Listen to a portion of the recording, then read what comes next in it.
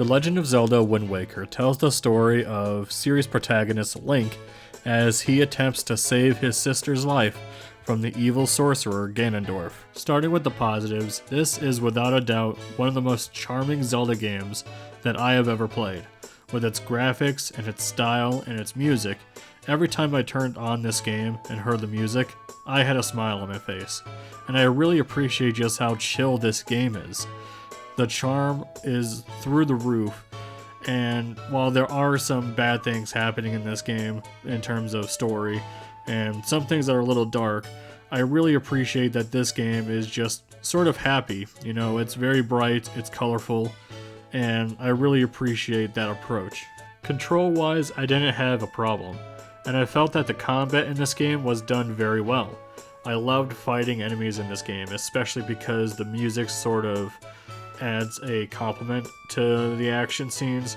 Like whenever you hit something, the music starts to go up, and it's really nice.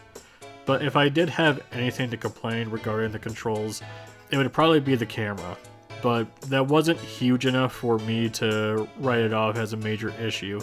It's just more of a nitpick thing. One of the most important things a Zelda game has to have for me is how good the dungeons are. And this game has some pretty good dungeons. Not all of them are good, but I did enjoy most of them. My favorite being the Wind Temple.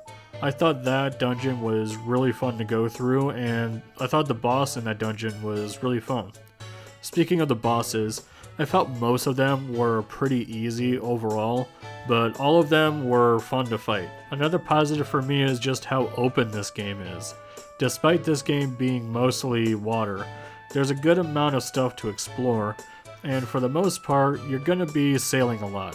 And I can understand where some will say that's really boring, but for me I found it to be sort of relaxing. As I was sailing, I was able to listen to some really nice podcasts, and to give this game credit, there isn't any dead areas to where you're gonna go to a place and it just has nothing. Every single island in this game at least has something that you can find or explore, or some cool enemies that you can go and take down, or have some sort of side quest. Like, each area in this game at least has something for you that you can do. I also felt that the islands were spread out pretty evenly to where, even though you're going to be sailing a lot, it's not going to take very long for you to get from one island to the other island. Now obviously it's going to be longer if you go from the bottom to the top of the map, but if you just want to go to a different island that's right next to you, you can get there pretty quickly. Now keep in mind, I am playing the GameCube version, as I am very aware that the Wii U version has some upgraded things that make sailing a bit easier and a bit faster. But I don't know, I just felt that the sailing in this game wasn't that bad, and each of the areas were fast to get to for the most part, and I didn't have a problem with it. Story-wise, I thought this was pretty solid for the most part. None of the characters were really anything bad, but most of them weren't very interesting, aside from your usual suspects like Link, Ganondorf, Zelda, in this case Tetra. But for the most part, those are the three characters that really get a lot of spotlight into this. King is a pretty solid character, but he really is only there for just exposition, and that was pretty much it. He wasn't offensively bad, but isn't really the most memorable character other than the fact that he's the boat that you're going to be traveling on for the entire ride. Moving over to my negatives, and there really isn't a bunch of them, but I do have a couple. While I do find the sailing in this game to be relaxing and not that bad, there does come to a point where after you upgrade the Master Sword, that's pretty much all you're going to be doing until the very end, and that got pretty boring. And by the time I was done getting the Master Sword, I really wanted it to be done.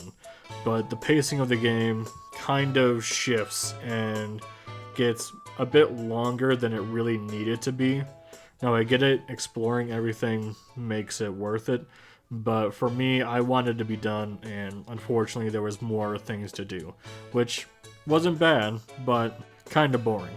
And my final negative is that Ganondorf was kind of a pushover in this game. He's pretty menacing in this game for a character, and I really like the scenes with him. I thought they were really well done. but I was really expecting this final fight to be a bit more challenging. The boss fight that you have before the Ganondorf fight was pretty tough, but Ganondorf himself was pretty easy and I thought that was kind of lame. Still an awesome moment after you beat him, and the ending is pretty solid, but I did feel underwhelmed with the fight against him. Overall, guys, I had a good time with Wind Waker. It's not my favorite Zelda by any means, but it's definitely a pretty solid game, all things considered. Now, obviously, I am playing the GameCube version, and I hear that there are some quality of life improvements for the Wii U version. Now, I've never played that, so I can't say if that's true or not, but if you do play the GameCube version, I think you will have a good time with it. However, do keep in mind the sailing can be a bit boring, and there's probably going to be things that you just don't like about this game, which is totally fine. You know, subjectivity is a thing, and I think this game, subjectively, is pretty solid. But that's going to be it for me. Hope you enjoyed this video. Let me know down below what you thought of Wind Waker, and is this your favorite Zelda game? Is this your least favorite Zelda game? Let me know down below, and also, what is your favorite Zelda game? Mine would probably be Ocarina of Time. But, anyways, I'll see you next time. Big thanks to Hanks Retro, Nasty Canasty, Nightcaps and Nostalgia, Ash the Man, Miasma Senpai, and Warpbait for supporting me on Patreon. You guys are truly awesome.